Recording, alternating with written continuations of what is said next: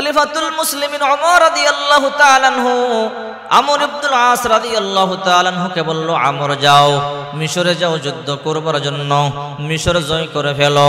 আমর ইবনুল আস রাদিয়াল্লাহু তাআলা আনহু মিশর যুদ্ধ করবার জন্য চলে আসলেন।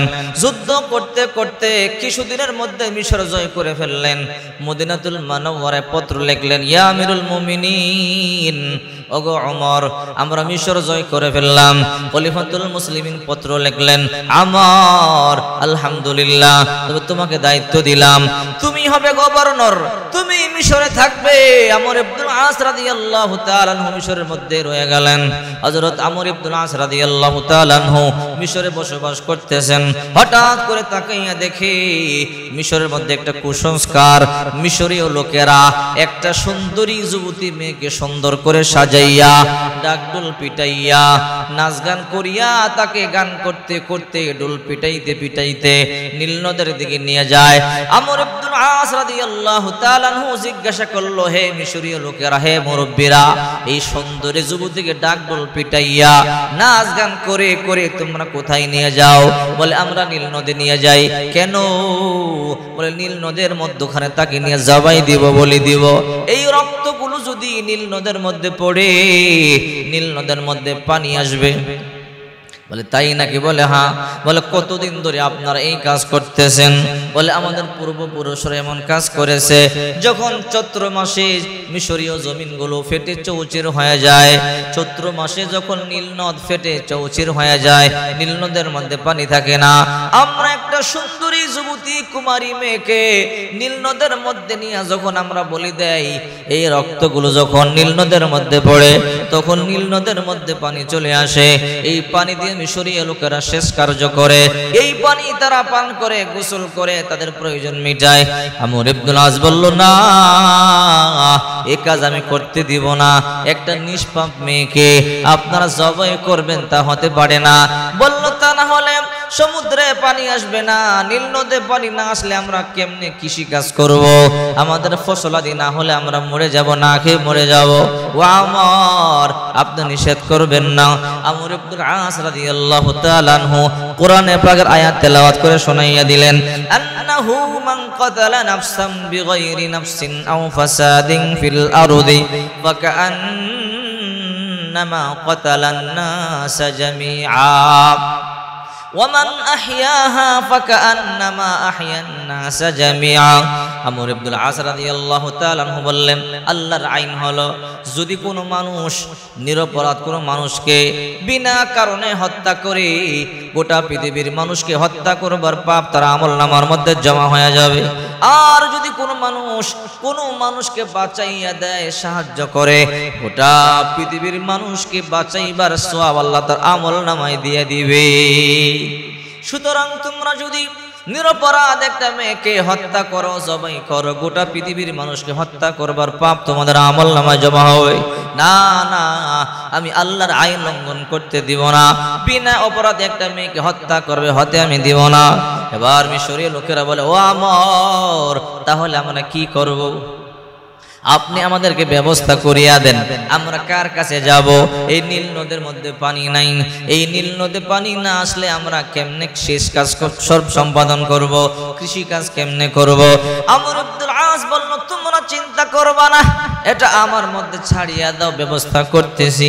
আমর ইবনুল আস রাদিয়াল্লাহু তাআলা আনহু মদিনায় ওমর রাদিয়াল্লাহু তাআলা আনহুর কাছে পত্র লিখলেন, ওগো আমিরুল মুমিনিন, আপনি আমাকে মিশরের গভর্নর বানাইলেন, আমি মিশরের মধ্যে আছি, একটা কুসংস্কার দেখতে পাইলাম, মিশরীয় লোকেরা সুন্দরী যুবতীকে সাজাইয়া, ডাকডোল পিটাইয়া নীল নদের দিকে নিয়ে যায়।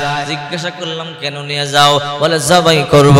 এই রক্ত নীল নদের মধ্যে পড়লে পানি আসবে, নতুবা পানি আসবে না। জিজ্ঞাসা করলাম, কতদিন ধরে তোমরা এই কাজ করতেছো?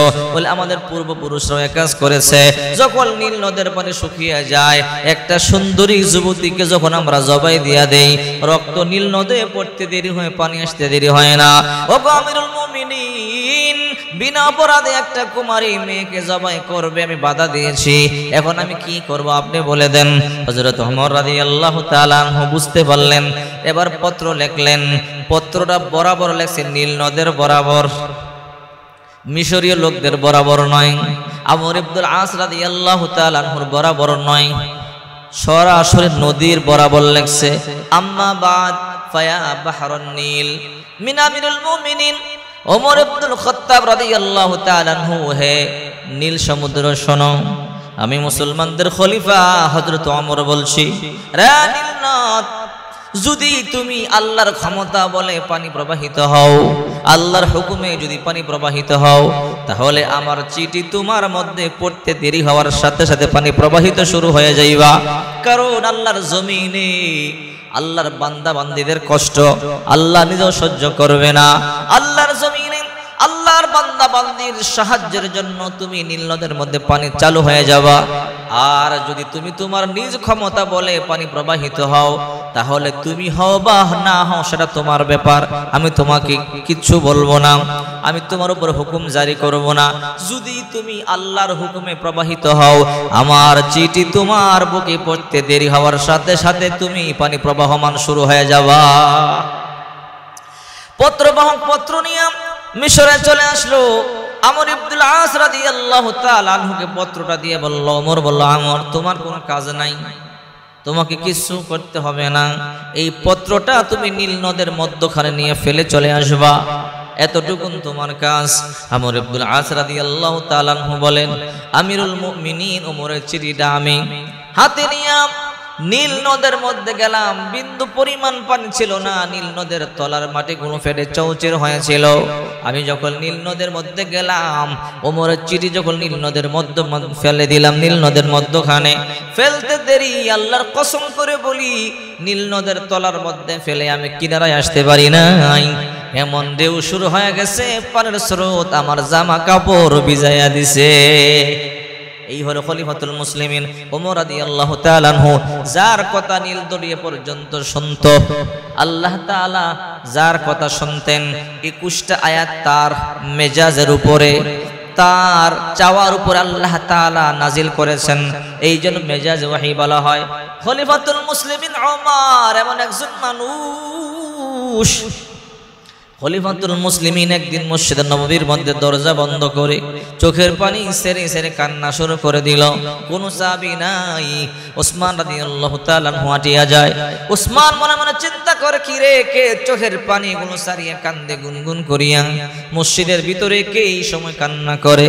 দরজা খুলে দেখে সাধারণ মানুষ নয়, আমিরুল মুমিনিন ওমর মিম্বারে বসে বসে কাঁদতেছে।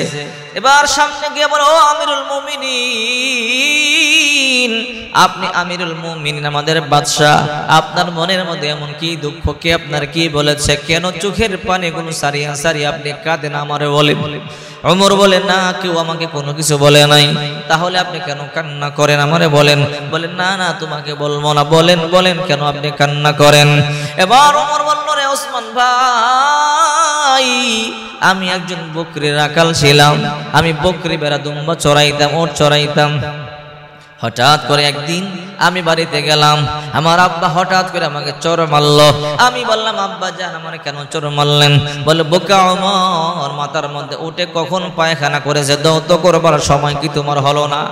আরে ওসমান ভাই, উট দুম্বা ছেড়ে দিয়া উটের ছায়ার নিচে আমি মরুভূমির মধ্যে ঘুমাইয়া থাকতাম, উট মাথার মধ্যে পায়খানা করে দিত, টের পাইতাম না। আজকে সেই ওমর অর্ধ জাহানের বাদশা কেমনে হইলাম জানো? বলে, কেমনে? বলে, একমাত্র বিশ্বনবী মুহাম্মদ রাসূলুল্লাহ সাল্লাল্লাহু আলাইহি ওয়াসাল্লামের কারণে। এবার ওসমান বলল, রে ওমর ভাই, কান্না বন্ধ করেন। বলে, না, আমি কান্না বন্ধ করব না। বলে, আপনি কাঁদলে আমাদেরও খারাপ লাগে। বলে, ওসমান রে, আমার কান্না বন্ধ করতে পারবা? বিশ্বনবী মুহাম্মদ রাসূলুল্লাহ সাল্লাল্লাহু আলাইহি ওয়াসাল্লামকে আনতে পারলে আমার জন্য নবীকে আনতে পারবা কিনা? বলে, তা সম্ভব হবে না। বলে, যদি আল্লাহর পয়গম্বরকে আনতে না পারো, তাহলে আমার কান্নাও বন্ধ হবে না। চিন্তা করে দেখেন, ওমর রাদিয়াল্লাহু তাআলা আনহু, যার কথা আসমানের মালিক শুনতো।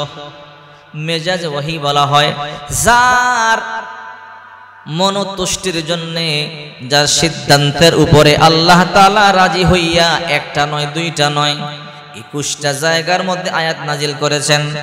একদিন হযরত ওমর রাদিয়াল্লাহু তাআলা আনহু বিশ্বনবী মুহাম্মদ রাসূলুল্লাহ সাল্লাল্লাহু আলাইহি ওয়াসাল্লামের হাত ধরে চলতেছিলেন। এবার ওমর বলে, ও নবী রাহমাতুল লিল আলামিন, আপনারা আমি বড় ভালোবাসি। আল্লাহর পয়গম্বর বলে, ওমর কতটুকুন ভালোবাসো? ও নবী, আমার মা থেকেও বেশি, আমার বাবা থেকেও বেশি, আমার সন্তানদের থেকেও বেশি। আল্লাহর নবী বলে, ওমর তোমার জীবন থেকে বেশি ভালোবাসতে পারো নাই? বলে, না নবী, সেটা পারি নাই। বলে, যতক্ষণ পর্যন্ত তোমার জীবন থেকে বেশি ভালো না বাসতে পারবা, ওমর ভালো করে শোনো, ততক্ষণ পর্যন্ত পরিপূর্ণ মুমিন হতে পারবা না। বিশ্বনবী মুহাম্মদ সাল্লাল্লাহু আলাইহি ওয়াসাল্লাম বলেন, লা ইউমিনু আহাদুকুম হাত্তা আকুনা হাব্বা ইলাইহি মিন ওয়ালিদিহি ওয়া ওয়ালাদিহি ওয়ান নাসি আজমাইন। তোমরা ততক্ষণ পর্যন্ত পরিপূর্ণ মুমিন হতে পারবা না যতক্ষণ পর্যন্ত তোমাদের মা বাবা, তোমাদের ভাই বোন, সন্তান সন্ততি, গোটা পৃথিবী, এমন কি তোমাদের জীবন থেকে আমি নবী বেশি প্রিয় না হব। এবার ওমর চোখের পানি সারিয়া কান্না করে নবীর হাত ধরে বলো, ও রাহমাতুল লিল আলামিন, এবার আমি ওয়াদা দিলাম আমার জীবন থেকে বেশি আপনাকে ভালোবাসি। এই আমার কল্লা আপনার কদমের নিচে দিলাম, আপনি চাইলে আমার দেহ থেকে কল্লা আলাদা করে ফেলতে পারেন, কোনো বাধা দিব না।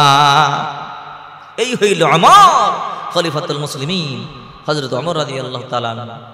এই জন্য রাসূল করিম সাল্লাল্লাহু আলাইহি সাল্লাম বলেন, এই পৃথিবীর মধ্যে নবীদের পরে সবচেয়ে এক নম্বর দামি আবু বকর আর 2 নম্বর আমার প্রিয় সাহাবী হযরত ওমর। এই দুইজনকে রাসূল করিম সাল্লাল্লাহু আলাইহি সাল্লাম শ্বশুর বানাইছিলেন। হযরত আবু বকর রাদিয়াল্লাহু তাআলা আনহু একটা কন্যা বিবাহ করেছিলেন, হযরত ওমর রাদিয়াল্লাহু তাআলা আনহু একটা কন্যা রাসূল করিম সাল্লাল্লাহু আলাইহি সাল্লাম বিবাহ করেছিলেন। এই জন্য রাসূল বললেন, এই দুইজন আমার শ্বশুর।